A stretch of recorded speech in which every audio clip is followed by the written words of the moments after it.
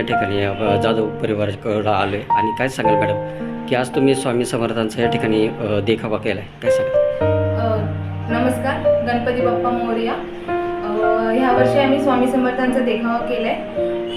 तर आम्ही दरवर्षी पर्यावरणपूरक गणपतीची मूर्तीची स्थापना करतो आणि ह्यावर्षी देखील आम्ही तशीच गणपतीची मूर्तीची स्थापना केली आहे. यावर्षी स्वामी समर्थांचा देखावा बनवला आहे. तो देखावा बनवण्यासाठी आम्हाला 15 दिवस लागले. वटवृक्ष बनवला आहे. वटवृक्षाला पारंब्या, पानं आणि खाली चौथरा बनवला आहे. त्याच्यावरती स्वामींच्या म्हणजे गणपतीच्या मूर्तीची प्राणप्रतिष्ठापना केली आहे. तर ही मूर्ती आम्ही मागच्या वर्षीच बसवणार होतो, पण आम्ही यावर्षी आम्हाला पूर्ण अरेंजमेंट करून सगळं आम्ही व्यवस्थित बसवली ही मूर्ती.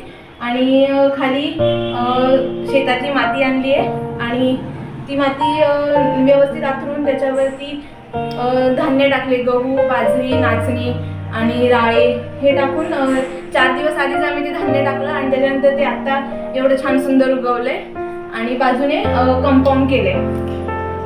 गणेश भक्तांना तुम्ही काय संदेश द्याल? गणेश भक्तांना मी हेच संदेश देईन की पर्यावरणपूरक गणेश मूर्ती बसवा. अत्यंत मोठी मूर्ती असावी असं काही नाहीये. छोटी मूर्ती जरी असली तरी आपला भाव महत्त्वाचा असतो आणि आपल्या मनात देवाबद्दल किती श्रद्धा आहे हे महत्त्वाचं असतं. मूर्ती छोटी असो वा मोठी, मनातली श्रद्धा महत्त्वाची असते. म्हणजे प्लॅस्टिकचा वापर कमी प्रमाणात, प्लॅस्टिकचा वापर कमी करा, थर्मोकोलचा वापर कमी करा.